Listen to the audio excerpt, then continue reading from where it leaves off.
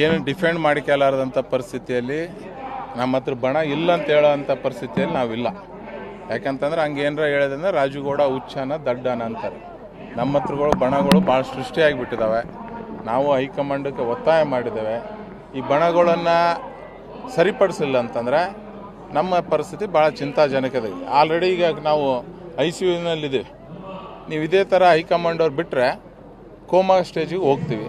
ಹಂಗಾಗಿ ಸಾಮಾನ್ಯ ಪ್ರತಿಯೊಬ್ಬ BJP ಕಾರ್ಯಕರ್ತ, ಯಾಕಂದರೆ ನಾವು ಏನೇ ಮಾಡಿದರೂ ಅಧಿಕಾರಗೋಸ್ಕರ ಮಾಡ್ತೀವಿ.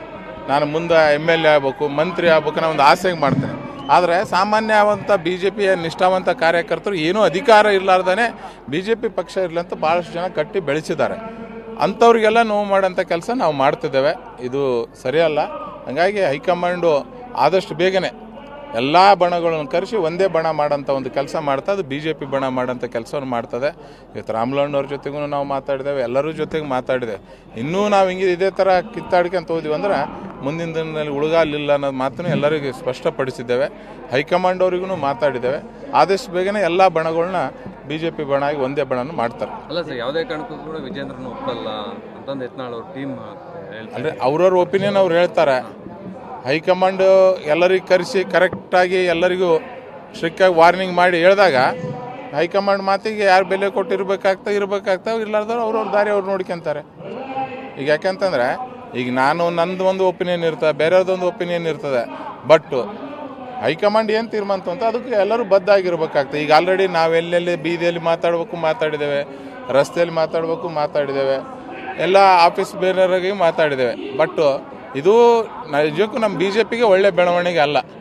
ಅದನ್ನು ಹೈಕಮಾಂಡವರು ಗಮನಿಸಿ ಹೈಕಮಾಂಡವರು ಇದ್ರ ಮೇಲೆ ಆದಷ್ಟು ಬೇಗನೆ ನಾವು ಹೇಳ್ತಿರೋದು ಎಲ್ಲರನ್ನೂ ಕುಂದಿರಿಸಿ ಒಂದು ಮಾಡಬೇಕಾಗ್ತದೆ. ಇವತ್ತು ಯಾರ ಮೇಲೆ ಕ್ರಮ ತಗೋಂತ ಹೇಳಂಗಿಲ್ಲ ಏನಿಲ್ಲ, ಎಲ್ಲರನ್ನೂ ಕುಂದಿರಿಸಿ ಒಂದು ಮಾಡಿ ಒಗ್ಗಟ್ಟಾಗಿ ತೊಗೊಂಡು ಹೋದಾಗ ಮಾತ್ರ ನಾವು ಮುಂದೆ ಅಧಿಕಾರಕ್ಕೆ ಬರೋಕ್ಕೆ ನಮ್ಗೆ ಅನುಕೂಲ ಆಗ್ತದೆ. ರಾಮುಲು ಅವರು ಯಾತ್ರೆ ಮಾಡ್ತೀವಿ, ಎಲ್ಲ ಹೊಡೆದ ಮನಸ್ಸುಗಳನ್ನ ಒಂದು ಮಾಡೋದಕ್ಕೆ ಯಾತ್ರೆ ಮಾಡ್ತೀವಿ ಅಂತ ಹೇಳ್ತಿದ್ದಾರೆ ಸರ್. ಇಲ್ಲ, ರಾಮುಲು ಅನ್ನೋದು ಇವತ್ತು ನಾನು ಬೆಳಗ್ಗೆ ಏನೋ ಸ್ಟೇಟ್ಮೆಂಟ್ ನೋಡಿದೆ, ಒಂದು ಮಾಧ್ಯಮದಲ್ಲಿ ಬರ್ತಿತ್ತು, ಯಾವುದೋ ಒಂದು ಯಾತ್ರೆ ಮಾಡ್ತೀವಿ ಅಂತ.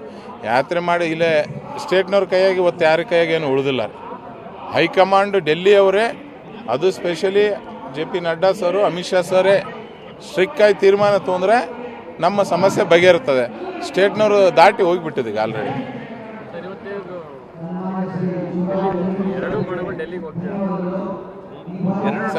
ಡೆಲ್ಲಿಗೆ ಹೋಗ್ತಿದೆ ಸರ್.